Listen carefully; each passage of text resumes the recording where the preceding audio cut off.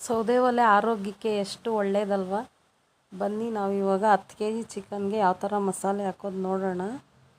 ಕೊಬ್ಬರಿ 1-2 ಕಾಯಿ, ಧನಿಯಾ ಪುಡಿ 10 ಸ್ಪೂನ್, ಚಕ್ಕೆ, ಲವಂಗ, ಶುಂಠಿ, ಮೆಣಸು.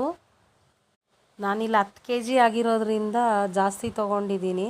ನೀವು 2 ಇಂಚು ಚಕ್ಕೆ, 2 ಇಂಚು ಶುಂಠಿ, ಅರ್ಧ ಟೀ ಸ್ಪೂನ್ ಮೆಣಸು, 5-6 ಲವಂಗ ಹಾಕ್ಕೊಂಡ್ರೆ ಸಾಕು.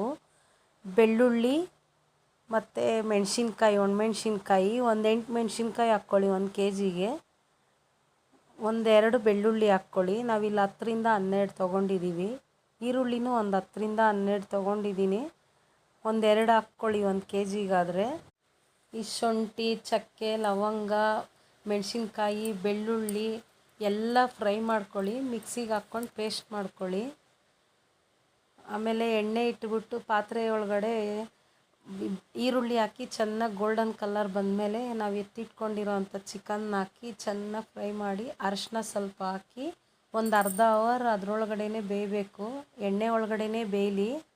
ಚೆನ್ನಾಗಿ ಚಿಕನ್ ಬೆಂದಮೇಲೆ ಅದು ನೀರೆಲ್ಲ ಬಿಟ್ಕೊಳ್ಳುತ್ತೆ. ನೋಡಿರಿ ಒಲೆಯಲ್ಲಿ ಎಷ್ಟು ಚೆನ್ನಾಗಿ ಉರಿತಾ ಇದೆ. ನಮ್ಮ ಮನೇಲಿ ಒಲೆಯಲ್ಲೇ ಮಾಡೋದು ನಾವು. ಮುದ್ದೆ ಕೂಡ ನಾವು ಒಲೆಯಲ್ಲೇ ಮಾಡೋದು.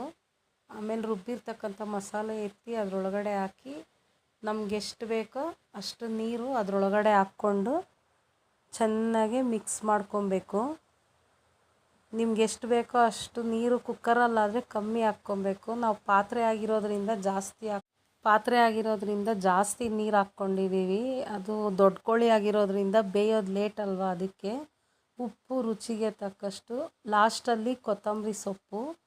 ನೋಡಿ ಆಗಿದೆ ಸಾಂಬಾರು ಯಾವ ರೀತಿ ಇದೆ ಅಂತ. ಮಂದವಾಗಿ ಚೆನ್ನಾಗಿ ಬೆಂದಿದೆ. ಸಾರು ಗಟ್ಟಿ ಬಂದಿದೆ. ನೋಡಿ ಯಾವ ಥರ ಐತೆ ಅಂತ ಕಾಮೆಂಟ್ ಮಾಡಿ. ಸಾರು ಟೇಸ್ಟ್ ಮಾಡಿ. ಈ ಒಲೆ ಸಾಂಬಾರು ಇಷ್ಟ ಆಗಿದ್ರೆ 1 ಲೈಕು 1 ಶೇರ್. Thank you.